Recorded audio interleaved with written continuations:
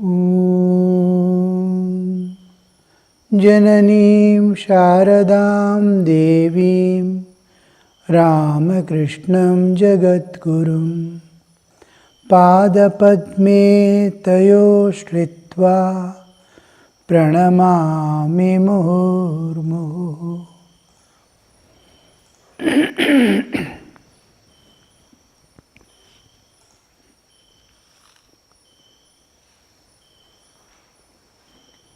The Gospel of Sri Ramakrishna,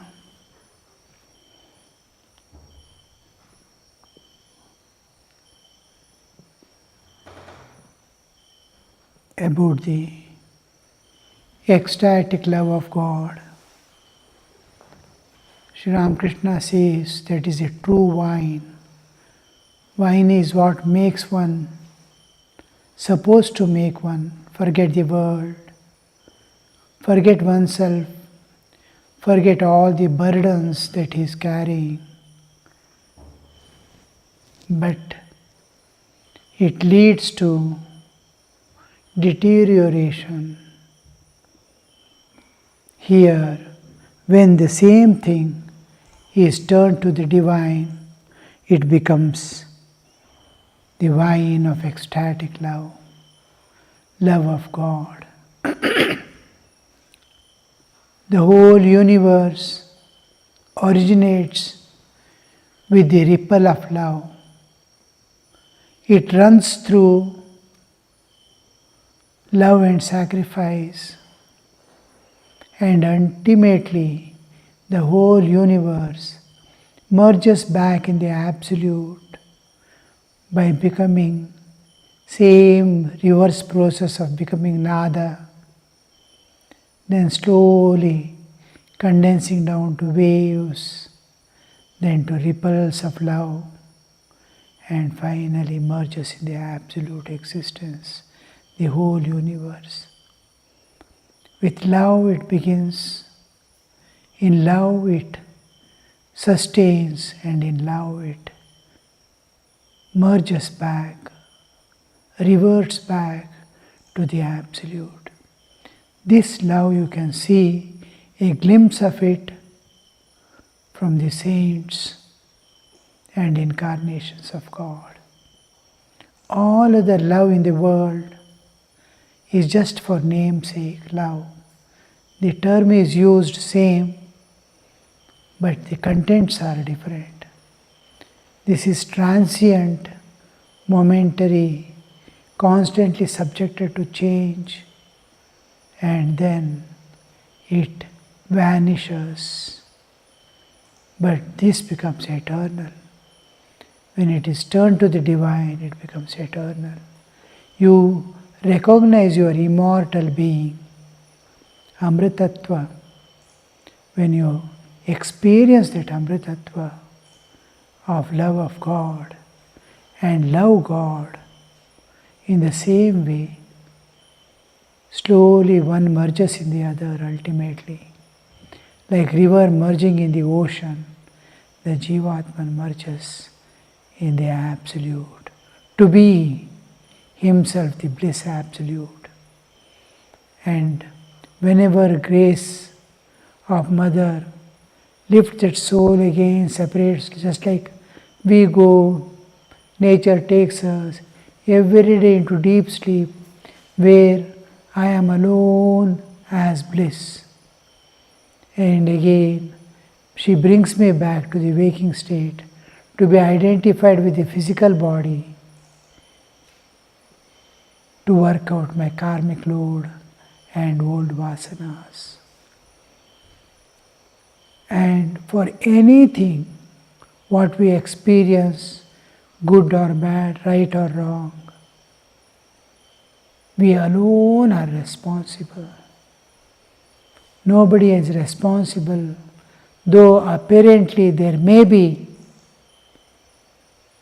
a nimitta, somebody may be an instrument in bringing me joy or sorrow, but it is my own karmic load and vasana which is functioning. The person who is the cause of my suffering or cause of my joy is only nimitta. nimitta karana. So, man, out of greed, goes beyond the limits of necessities of life. And when he is endowed with knowledge of the physical existence, the world, physical world, world of matter, he tries to exploit the resources of nature, and then he wants comfortable life. He wants joys beyond the limits. All are seeking the same, but it is, unless it is diverted to the divine, it will never be fulfilled.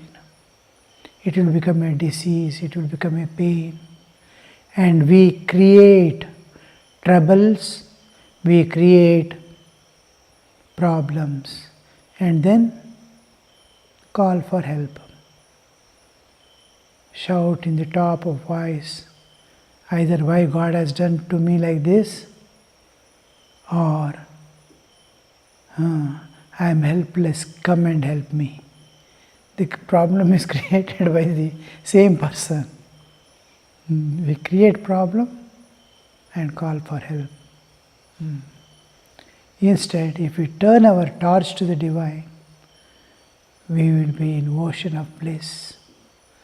And this bliss, not only you, the others who are around you also experience that love, peace, bliss and harmony. So this is the ecstatic love of God. Sri Ramakrishna says, the bliss of worship and communion with God is the true wine, the wine of ecstatic love. The goal of human life is to love God. Bhakti is one essential thing. The goal of human life is to love God. The only purpose for which human body is given. So many types of bodies are there. So many species are there in this world. But none of them have karmic authority. Whatever they do will never become a karma. Suppose a dog bites a man, it will not become a karma because it doesn't have the ego of doership or the buddhi. But because man has been endowed with intelligence and the awareness of kartritva, bhoktritva and jnatritva, I know, I do, I enjoy, then the karma also gets attached to the ego.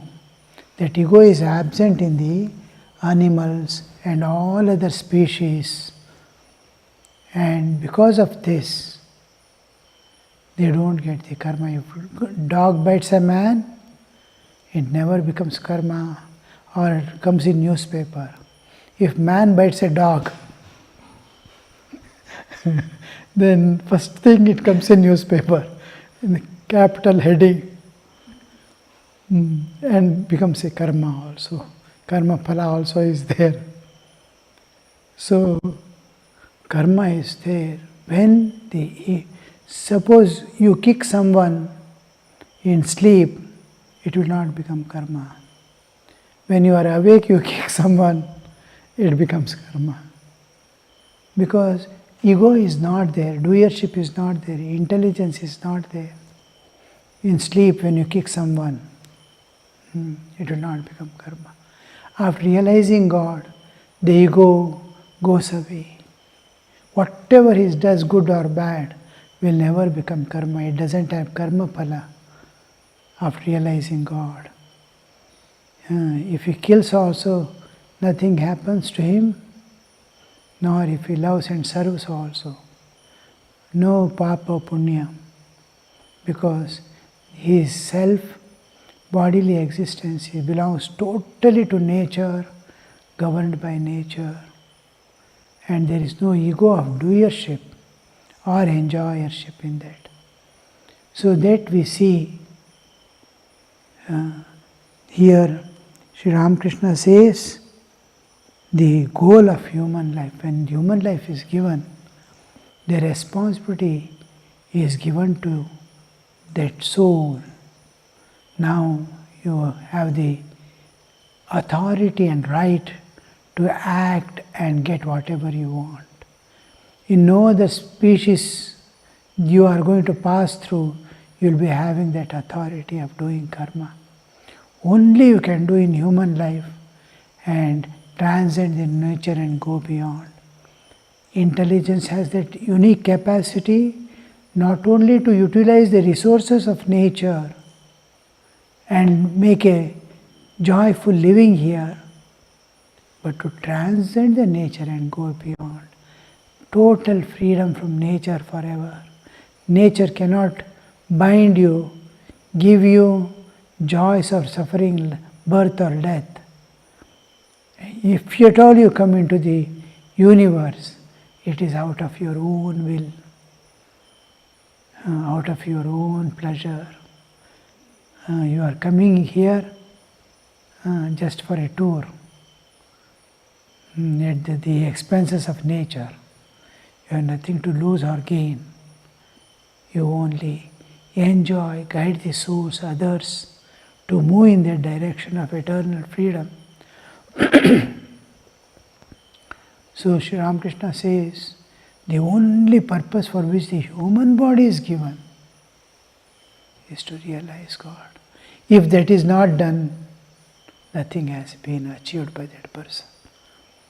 All his great certificates, status in the society, all his possessions, all his achievements, attainments, all disappear with aging and dying away. With death, nothing remains. When aging, nothing remains. You can see great singers, great workers, great wrestlers, great sportsmen cannot lift their own body in old age. How he becomes a fine wrestler, 3 people are required to lift him, make him stand. So then we will know what our achievements are zero. 2 days life, in that a few things, it's all passing events of life, nothing permanent. So to attain eternal, to go beyond the nature, to have eternal peace, lasting joy, joy that never ends. I will never be dependent on this body, nor I need a body at all.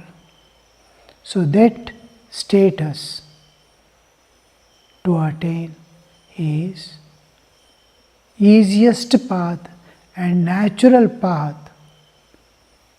The spontaneity with which you can go towards God is love of God. The essence also, love is only manifestation of Atman. And Atman has only one way of expressing itself, the Atman, the Shuddha Chaitanya of your existence.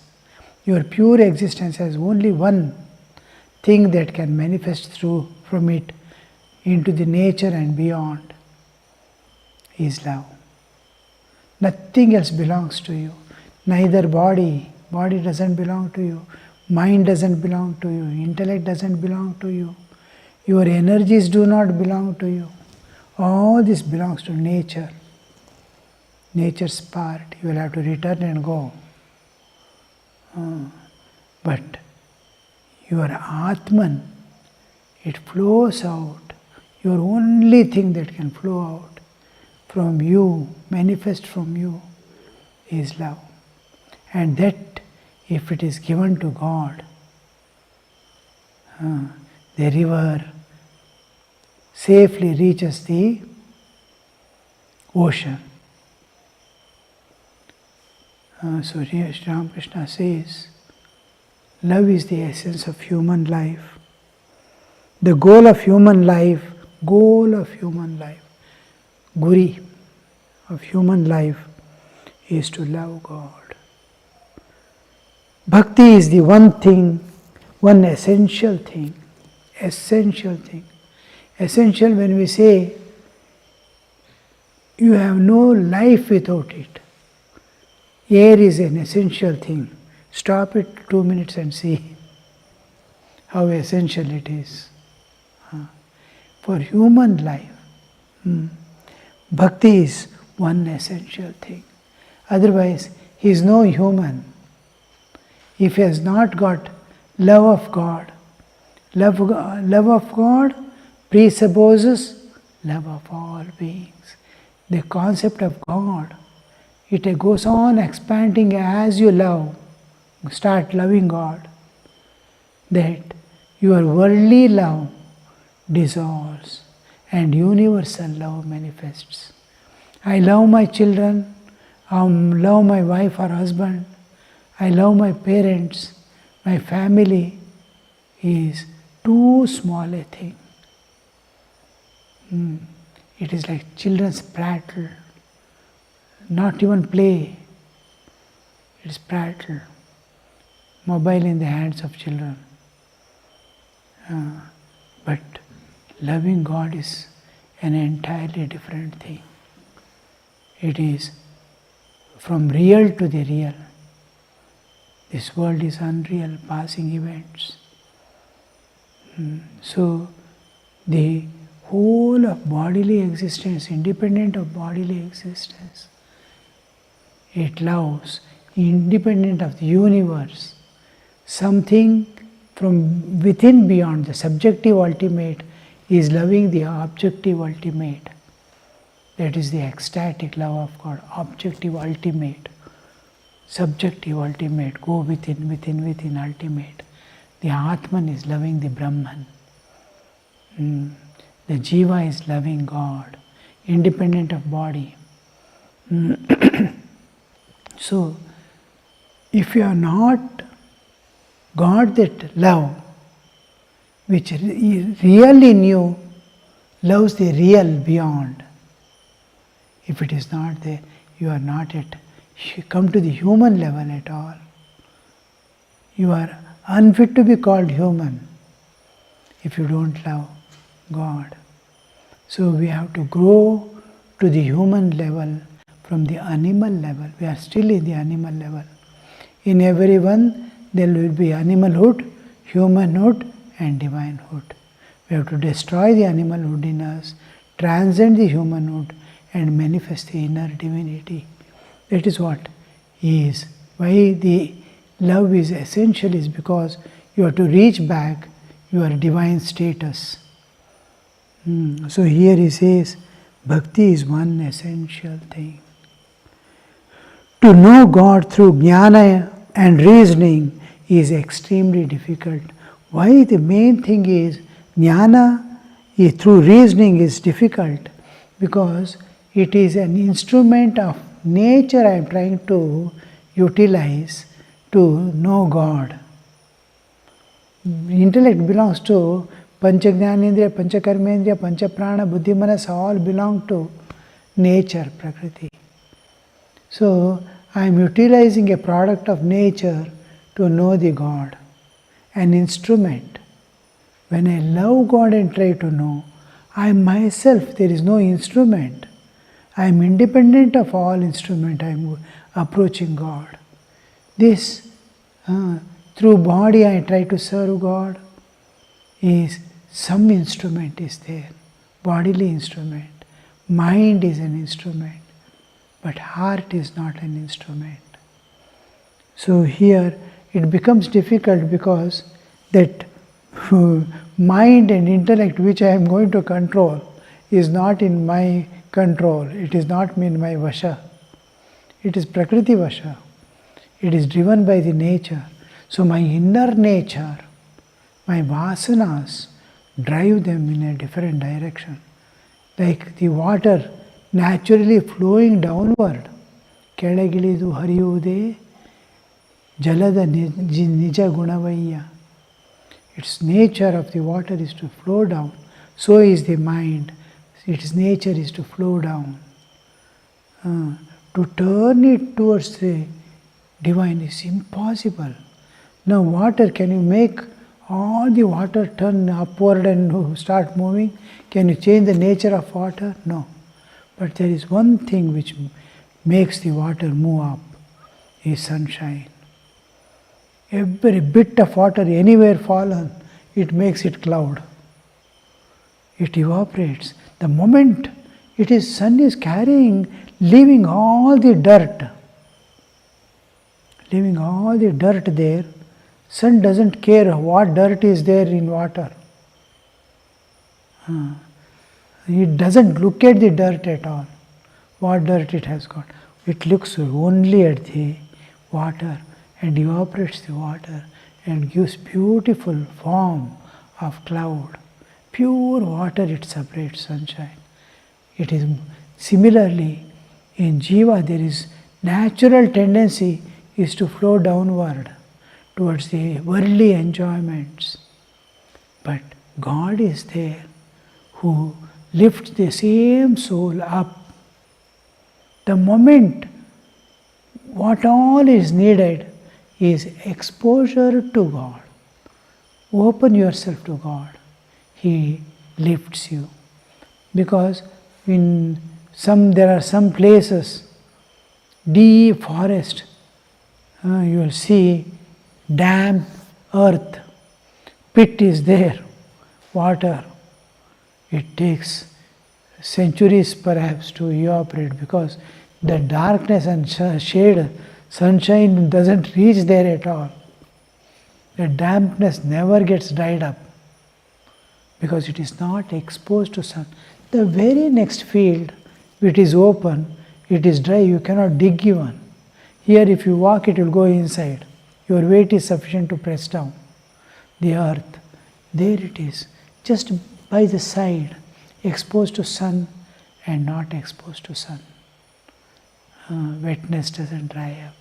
So you have to open yourself, expose yourself to just look, not even call on God. Look at God, He will lift you. So this is offering of love to God, loving God. Loving God has two essential factors. One is surrender of ego, and other is loving all beings and serving them, seeing God in them. These are two inevitable parts of acceptance of you and me. Acceptance. What is the proof that you have accepted God?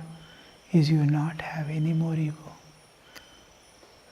Nothing comes to mind except the presence of God, living presence of God. What can I do? When he knows God, just an understanding of God's existence. Yes, God exists. That acceptance will make you silent. Your ego drops off. Oh, He is the doer. He alone is the doer. Where are we? Where is this ego? Where from does it come? Where does it go? So that awareness, when it jnana, reasoning is one part, viveka is another part, vichara and viveka. Vichara cannot take you to depths. Viveka will disconnect you from the world. Detach. Dispassion creates dispassion, detaches you from the world. And it doesn't make you move towards God. Viveka, buddhi and reasoning, vichara and viveka makes you detached. Two things are necessary to move. One, to remove the bindings. Other is to drag the some engine to pull you ahead or propel you forward. This propelling forward is bhakti, love of God. And what releases you from the world and old bindings is the viveka. Viveka brings with it the vairagya. Vairagya means dispassion, not having attachments to things. Not that you are going to, if you say I don't want this, it doesn't become vairagya. It becomes hatred, dislike. I don't want this world, no. It is there, it is there. It has nothing to give to me. What I want is something else. World cannot give to it. It is there. Just like we are going in the street, so many stones and pebbles, trees are there. I am not. I have got vairagya towards that. I am indifferent, udasina. If I say, I don't want this, then it becomes dislike, aversion. It is, vairagya is beyond attachments and aversions. There is neither attachment. Vairagya is dispassion. I don't have passion for that. Just like some people don't love to have tea. They like coffee. If you go and keep tea in front of him, they will see, reluctantly they will drink. Udasina bhava, vairagya towards tea. You can see there. He is drinking because it is given. He cannot ask also. He drinks, but with vairagya he is drinking. It is there, it is there. Similarly, wealth, family, if you can, it is there, it is there. If it is not there also, I am not, nothing I am losing. By its presence, I am not going to get any benefit or joy out of it. That udasina bhava is called vairagya. Vairagya is beyond aversions and attachments. Vairagya. Vairagya means something living and going away, we think. Being indifferent to a thing is vairagya. So, when viveka and vichara makes us get vairagya towards, not I am going to throw it away, not I am going to hug and keep it as mine. It is there, it is there. I am not interested in it. I want God. Nothing of this can give me God. There was one boy in our Ishwarpur ashrama, Sanju. When Mataji was there, he went and asked her, "You small boy, like his son now." He went and asked Mataji, "Why have you come here? Why have you come here?" Go on asking, "Why have you come here?" Mataji said one day, "I want to see God. We have come here to see God." From that day, daily he will go to, "Have you seen God? Have you seen God?" He will go on asking. "Hey, keep quiet." She will tell. Mataji will tell, "Keep quiet. Don't ask it again." After 2-3 days again, he will go, "You have come to see God, no? Have you seen God?" So that the purpose, how the awarenesses change, and a peculiar situation, that one. Why have you come here? And the purpose means many times we mistake we are in the right path and doing the right thing. It won't be there. The force with which we have to go won't be there. We are managing our life spiritual life also. But where is the longing? Where is that Vyakulata? That Vyakulata has to come. Otherwise, it will not help. So releasing from all bonds and things, to be of use to others, not I am running away. Whoever wants anything, I am there to serve, to give. Only thing I don't take. I have pledged my life for the welfare of others and for realizing God.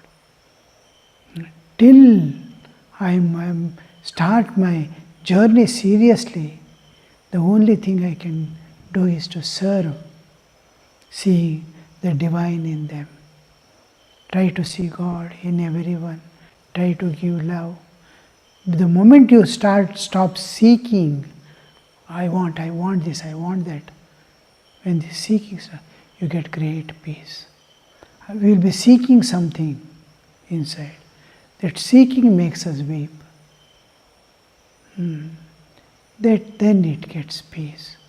And whoever wants whatever, give them. Give them the freedom to live.